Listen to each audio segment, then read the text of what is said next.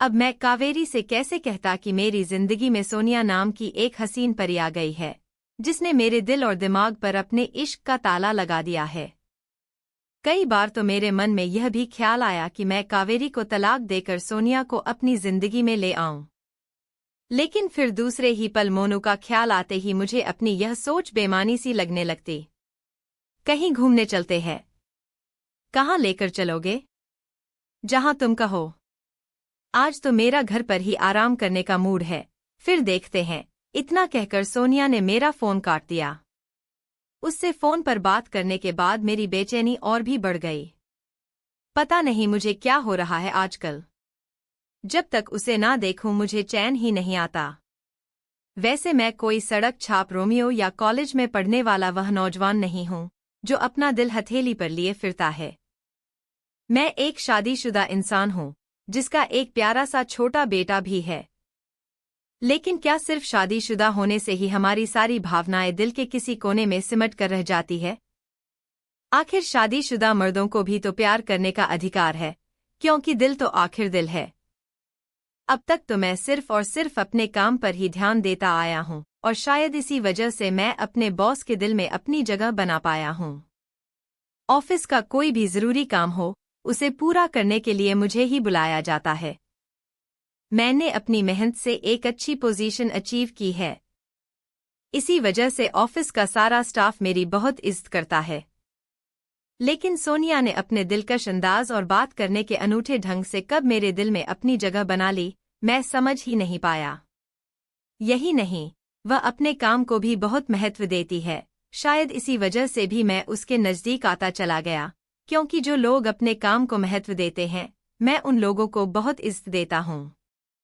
प्यार सोच समझ कर नहीं किया जाता, बस हो जाता है। आज तक मैं जिस लाइन को सुनकर अक्सर हंस देता था, वही लाइन आजकल मुझ पर बिल्कुल फिट बैठ रही है। तभी तो मैं अपनी पत्नी कावेरी से ज्यादा सोनिया पर ध्यान देने लगा हूं। आज सोनिया ने क्या पहना है, उसने लंच किया है या नहीं, कहीं उसका मूड तो खराब नहीं है, वगैरह वगैरह। इन सब बातों का मुझे हर समय ध्यान रहता है, पर अपनी पत्नी कावेरी से बात किए हुए मुझे अक्सर एक लंबा अरसा बीत जाता है, लेकिन मुझे इसका तनिक भी एहसास नहीं होता। सोनिया के साथ बाहर घूमकर जब मैं अपने घर पहुंचता हूं, तब मेरा मूड एक अजीब सी खुशी महसूस करता है, जो शायद आज तक मैं कावेरी के साथ कभी महसूस नहीं कर पाया। वैसे कावेरी एक अच्छी पत्नी और एक अच्छी माँ है, लेकिन कहीं तो कुछ ऐसा है जो उसमें नहीं है। लेकिन सोनिया, वह तो समझो उस चुंबक के समान है, जो पल भर में ही किसी को भी अपना दीवाना बना सकती है। जैसे कोई भंवरा एक सुंदर फूल को देखकर खुद को रोक नहीं पाता और उसकी तरफ खिंचा चला जाता है, ठीक बिल्कुल वैसे ही मैं सोनिया को देखकर एक नई स्फूर्ति से भर जाता हूं। इसलिए ही तो आजकल मेरे और सोनिया के बाहर घूमने के प्रोग्राम बहुत ज्यादा बनने लगे हैं। सोनिया को अच्छी अच्छी जगह घूमने और बढ़िया गिफ्ट पसंद है। इसलिए ही तो आजकल मैं अपने घर के बजट से ज्यादा सोनिया की पसंद और नापसंद पर ज्यादा ध्यान देने लगा हूं, क्योंकि अब उसकी खुशी से बढ़कर मेरे लिए और कुछ नहीं है। और फिर जब हम अपना दिल हार जाते हैं, तब उसके आगे और कुछ शायद मायने ही नहीं रखता। बस इस सब में मुझे उलझन तब होती है जब मुझे कावेरी के प्रश्नों का जवाब देना पड़ता है। मसलन, तुम्हें इतनी देर क्यों हो गई ऑफिस से लौटने में? कम से कम मेरा नहीं तो मोनू का ही ध्यान कर लिया करो। आजकल तो तुम ना उसे बाहर घुमाने ले जाते हो और ना ही उसके साथ खेलते हो। आज उसके स्कूल में पेरेंट्स टीचर मीटिंग थी, जिसमें हम दोनों को जाना था, लेकिन तुम तो अपना फोन स्विच ऑफ करके बैठे थे। इसी वजह से मुझे अकेले जाना पड़ा। अक्सर कावेरी मुझे देखते ही अपनी शिकायतों का पिटारा खोलकर बैठ जाती, लेकिन मैं चुप रहता था, क्योंकि मेरे पास उसकी शिकायतों का कोई जवाब जो नहीं था। शायद कभी कभी हमारे पास कुछ प्रश्नों का कोई जवाब होता ही नहीं है, क्योंकि हम चाहकर भी उन प्रश्नों का जवाब नहीं ढूंढ पाते हैं। तब ऐसा लगने लगता है कि शायद हमारे मन का शब्दकोश अचानक ही रिक्त हो गया है और हम बेजुबान से सामने वाले का मुंह ताकते रह जाते हैं। अब मैं कावेरी से कैसे कहता कि मेरी जिंदगी में सोनिया नाम की एक हसीन परी आ गई है, जिसने मेरे दिल और दिमाग पर अपने इश्क का ताला लगा दिया है। कई बार तो मेरे मन में यह भी ख्याल आया कि मैं कावेरी को तलाक देकर सोनिया को अपनी जिंदगी में ले आऊं। लेकिन फिर दूसरे ही पल मोनू का ख्याल आते ही मुझे अपनी यह सोच बेमानी सी लगने लगती। साथ ही मैं यह भी जानता था कि मेरे लिए कावेरी को छोड़ना इतना आसान नहीं होगा, क्योंकि मेरे अम्मा और बाबूजी की पसंद से कावेरी मेरी जिंदगी में आई है, और अगर मैंने ऐसा कुछ भी सोचा तो मेरी अम्मा और बाबूजी का गुस्सा मुझ पर कहर बनकर टूटेगा, जो शायद मेरी जिंदगी को ही तहस-नहस कर देगा। इसी वजह से मैं ना चाहते हुए भी दो नाव पर सवार हो गया था। लेकिन अब कावेरी ने एक चुप्पी सी लगा ली थी। ना तो वह अब कोई प्रश्न पूछकर मुझे धर्म संकट में डालती थी और ना ही मुझे मोनू को बाहर ले जाने के लिए कहती थी।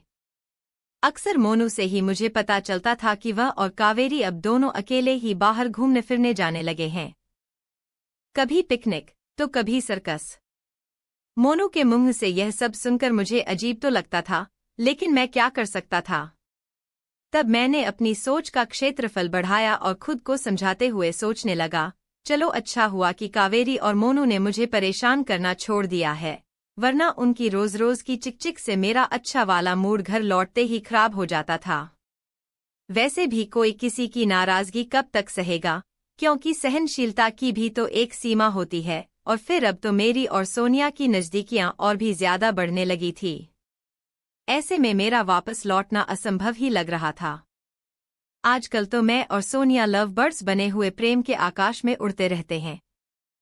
कितना अच्छा लगता है एक दूसरे का हाथ थाम कर दूर निकल जाना। कभी बारिश में भीगना और कभी गर्मा गर्म भुट्टे खाना, और हमारे ऑफिस के बाहर बनी छोटी सी चाय की टपरी तो हम दोनों की फेवरेट जगह थी, जहां हम दोनों अक्सर मिलकर गर्मा गर्म चाय का आनंद लेते थे, और तब ना चाहते हुए भी हमारे अतीत की बातों का पिटारा खुद ब खुद खुल जाता था और समय का तो जैसे पता ही नहीं चलता था। सच में प्यार ऐसा ही तो होता है, जहां बेमतलब की बातें यूं ही होती रहती है। हम बस मन की आंखों से अपने प्रेमी का मन पढ़ते रहते हैं। वैसे भी सच्चे प्यार में दिखावा नहीं होता, बल्कि अपने प्रेमी के प्रति अटूट प्रेम होता है। तभी तो मैं सोनिया की किसी भी बात को टाल नहीं सकता था, और तब उसकी हर बात मानना मेरे लिए बेहद जरूरी हो जाता था। इसलिए ही तो मैं अब ज्यादातर उसका ऑफिस का काम खुद करने लगा था। वैसे यह सब मेरे लिए आसान नहीं था, क्योंकि हर ऑफिस के कुछ नियम और कायदे होते हैं, जिन्हें इग्नोर नहीं किया जा सकता। लेकिन मैं यह सब जानते हुए भी अक्सर सोनिया की हेल्प कर दिया करता था। मेरे दोस्त पीयूष ने मुझे कई बार इस बारे में समझाते हुए कहा था, यार दोस्ती अपनी जगह है, लेकिन ऑफिस का काम अपनी जगह। सोनिया के हिस्से का काम करके कभी किसी बड़ी मुसीबत में मत पड़ जाना, क्योंकि अगर कुछ भी ऊंच नीच हुई तो तू ही जिम्मेवार होगा। तब मैं पीयूष की बातों को अनसुना कर देता, क्योंकि अब मैं उसे यह कैसे कहता कि मैं अब सोनिया का दोस्त नहीं, बल्कि उससे बढ़कर हूं। अभी मैं यह सब सोच ही रहा था कि अचानक मेरा फोन बज उठा। फोन पर मेरी पत्नी कावेरी थी। हाँ बोलो, कैसे फोन किया? मैं थोड़े गुस्से से बोल पड़ा। मैंने तो बस यह बताने के लिए फोन किया था कि मैं और मोनू थोड़े दिन के लिए मामा जी के यहाँ जा रहे हैं। अगर तुम्हें समय मिले तो उनसे मिलने आ जाना, उन्हें अच्छा लगेगा। इतना कहकर कावेरी ने फोन काट दिया। कावेरी से बात होने के बाद मुझे तो ऐसा लगा मानो मुझे कोई अलादीन का चिराग मिल गया हो, क्योंकि अब कावेरी और मोनू तो कुछ दिन के लिए मामा जी के यहाँ रहने वाले हैं। इसलिए मुझे कुछ भी करने की खुली छूट मिल गई थी, और साथ ही घर लौटने की कोई पाबंदी भी नहीं थी। कुल मिलाकर यह मेरे लिए कोई लॉटरी निकलने के समान था। फिर मैं जल्दी जल्दी अपने ऑफिस का काम निपटाकर सोनिया के घर की तरफ चल पड़ा, ताकि उसे अचानक पहुंचकर सरप्राइज दे सकूं। रास्ते भर मैं सोनिया के बारे में सोचकर ही रोमांचित होता जा रहा था। लेकिन जब मैं उसके घर पहुंचा, तब उसके अजीब से हाव भाव देखकर मेरा सारा रोमांस हवा हो गया। अजीब से कपड़ों में बैठी सोनिया अपने नाखूनों पर नेल पेंट लगा रही थी। तेज धुन पर बज रहे फिल्मी गाने के साथ साथ सोनिया भी गुनगुना रही थी। सामने सोफे पर ढेर सारे कपड़े रखे थे और मेज पर 2-3 कप उल्टे पड़े थे, जिनमें पी गई चाय सूख चुकी थी। मुझे अचानक सामने देखकर सोनिया हड़बड़ा गई। फिर वह तुरंत घर को ठीक करते हुए बोली, सॉरी यार, मेरी कामवाली बाई नहीं आ रही, इसलिए मेरे घर की ऐसी हालत हो रही है, वरना मैं तो बहुत सफाई पसंद हूँ। फिर वह अंदर गई और मेरे लिए पानी ले आई। मैं पानी पीकर अभी ग्लास मेज पर रख ही पाया था कि सोनिया तुरंत बोल पड़ी, कुछ खाओगे क्या? तब मुझे ऐसा लगा कि शायद वह मुझे अपने घर से जल्दी भेजना चाहती है, इसलिए मैं ना चाहते हुए भी उससे पूछ ही बैठा, क्या हुआ? क्या कोई आ रहा है क्या? नहीं यार, दरअसल मेरा पड़ोसी महेश अभी थोड़ी देर में मुझे पिक करने आने वाला है, क्योंकि आज उसकी कॉस्मेटिक कंपनी एक नया प्रोडक्ट लॉन्च करने वाली है और वह चाहता है कि उसकी पत्नी की जगह मैं आज की पार्टी में उसके साथ चलूं, क्योंकि उसे सारे सेलिब्रिटीज पर अपना इम्प्रेशन जो जमाना है। अब तुम तो जानते ही हो कि आजकल दिखावे का जमाना है। बस सब कुछ बाहर से सुंदर होना चाहिए, भले ही आप अंदर से कैसे भी हो। सोनिया की यह बातें सुनकर मेरा मन एक अजीब सी कड़वाहट से भर गया। पहले तो मुझे समझ ही नहीं आया कि मैं कैसे रिएक्ट करूं। मैं जैसे तैसे अपने मन को शांत करने का उपक्रम करने लगा, क्योंकि मैं इसके अलावा और कर भी क्या सकता था। तभी सोनिया जल्दी से अंदर गई और एक प्लेट में पिज्जा के 2 पीस और 1 कप ब्लैक कॉफी मेरे लिए ले आई। मेरे पास अब कुछ बनाने का समय नहीं है, वरना मैं तुम्हारे लिए कुछ बना देती, क्योंकि मुझे अभी पार्टी के लिए तैयार भी होना है। मैंने कल अपने लिए एक पिज्जा ऑर्डर किया था, उसी के यह 2 पीस फ्रिज में रखे थे। उन्हें ही मैं तुम्हारे लिए गर्म करके लाई हूँ, और साथ में अगर ब्लैक कॉफी पियोगे तो पिज्जा के कारण बढ़ाने वाली कैलोरीज का अच्छे से बैलेंस हो जाएगा। इतना कहकर वह तैयार होने लगी।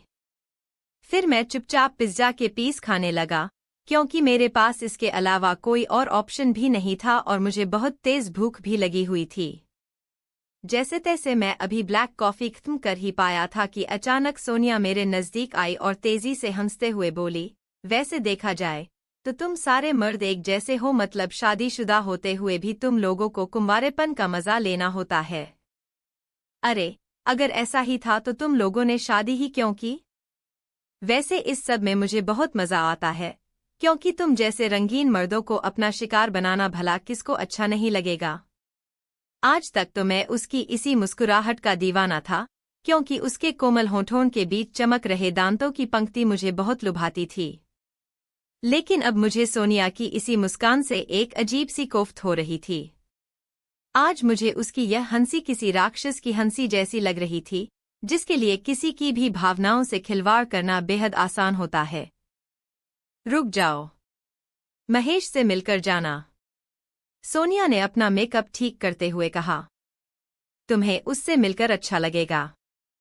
इतना कहते कहते उसने खुद को आईने में निहार कर वही पर्स उठा लिया जो मैंने उसे थोड़े समय पहले खरीद कर गिफ्ट किया था। वैसे तुम्हारी चॉइस लाजवाब है, लेकिन आज मैं भी एक लंबा हाथ मारने वाली हूँ। देखो महेश, आज मुझे गिफ्ट में क्या देता है, क्योंकि आज शाम वह मुझे कोई बढ़िया गिफ्ट खरीद कर देने वाला है। इतना कहते कहते सोनिया की आंखों में चमकता हुआ लालच देखकर मैं भीतर तक डर गया। अब मैं समझ चुका था कि सोनिया को सिर्फ और सिर्फ अपना लालच पूरा करने से मतलब है, बाकी किसी की भावनाओं से खिलवाड़ होता है तो होता रहे। इसलिए मैं वहां से चुपचाप उठकर बाहर आ गया, क्योंकि अब वहां रुकने का कोई मतलब था ही नहीं। सोनिया के घर से बाहर आकर मुझे बहुत अच्छा लगा, क्योंकि बाहर चल रही शीतल हवा ने मेरे दुखी मन को एक अजीब सी राहत जो दी। घर लौटते वक्त मैंने कितना सोचा कि कहीं रुक जाऊं ताकि कुछ खा सकूं, लेकिन मन ही नहीं हुआ, क्योंकि मैं तो यही नहीं समझ पा रहा था कि अब करूं तो क्या करूं। इधर सोनिया का सच जानकर मेरा मन टूटा हुआ था, तो दूसरी ओर कावेरी और मेरे बीच आई हुई दूरियां निरंतर मेरे भीतर एक बवंडर मचा रही थी। अब मुझे कावेरी के पास लौटना बेहद मुश्किल लग रहा था, क्योंकि मैं तो यह भी नहीं जानता था कि अब कावेरी के मन में मेरे लिए कुछ शेष है भी या नहीं। अब जब मेरे दिल और दिमाग में एक द्वंद्व चल रहा था, तब ऐसे में मेरे लिए कोई भी डिसीजन लेना बहुत मुश्किल हो रहा था।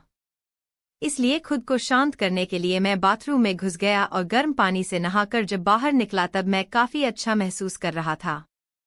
कावेरी के घर पर न होने के कारण मुझे यह तो मालूम था कि आज डिनर में मेरे लिए कावेरी ने कुछ भी नहीं बनाया होगा। बस यही सब सोचकर मैं किचन की तरफ बढ़ गया ताकि फ्रिज से कुछ निकाल कर खा सकूं। लेकिन किचन के स्लैब पर रखा एक गर्म खाना रखने का टिफिन बॉक्स और उसके साथ पड़ी हुई एक छोटी सी पर्ची देखकर मैं हैरान रह गया। पर्ची में लिखा था, मैं तुम्हारे लिए आलू के परांठे बनाकर इस टिफिन बॉक्स में रखकर जा रही हूँ ताकि तुम रात को खा सको। और हाँ, मैंने अपनी कामवाली बाई कमली को बोल दिया है कि वह तुम्हारे लिए खाना बना देगी। रोज रोज बाहर का खाना मत खाना, वरना तुम्हारा पेट खराब हो जाएगा। अपने फेवरेट आलू के परांठे सामने देखकर मैं खुद को रोक नहीं पाया और तुरंत अपनी प्लेट लगा ली। वैसे भी मुझे बहुत तेज भूख लगी हुई थी।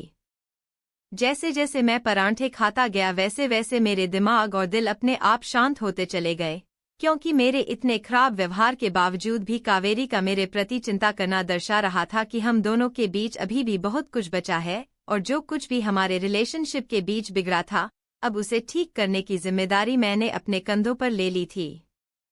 इसलिए ही तो मैंने तुरंत कावेरी को थैंक यू का मैसेज भेजा और फिर अपना लैपटॉप खोलकर एक लंबी छुट्टी की अर्जी मेल कर दी ताकि अपनी फैमिली के साथ क्वालिटी टाइम स्पेंड कर सकूं। तभी अचानक मेरा मोबाइल बज उठा। फोन पर सोनिया थी, जो बेहद मीठी आवाज में मुझसे कह रही थी, यार, पार्टी शुरू होने में तो अभी शायद और ज्यादा समय लगेगा, इसी वजह से मैं कल सुबह ऑफिस देर से ही पहुंच पाऊंगी। इसलिए मैं तुम्हारे फोन पर कुछ जरूरी इन्फॉर्मेशन सेंड कर रही हूं ताकि तुम हमारे प्रोजेक्ट का जरूरी वर्क समय से निपटा सको। सॉरी सोनिया जी, अपने हिस्से का काम आप खुद करो तो ज्यादा ठीक रहेगा, और वैसे भी मैं अपनी फैमिली के साथ कुछ समय के लिए बाहर घूमने जा रहा हूं। इतना कहकर मैंने उसका रिएक्शन जाने बिना अपना फोन रख दिया और जल्दी सो गया ताकि सुबह अचानक कावेरी के पास पहुंचकर उसे सरप्राइज दे सकूं। लेखिका शालिनी गुप्ता।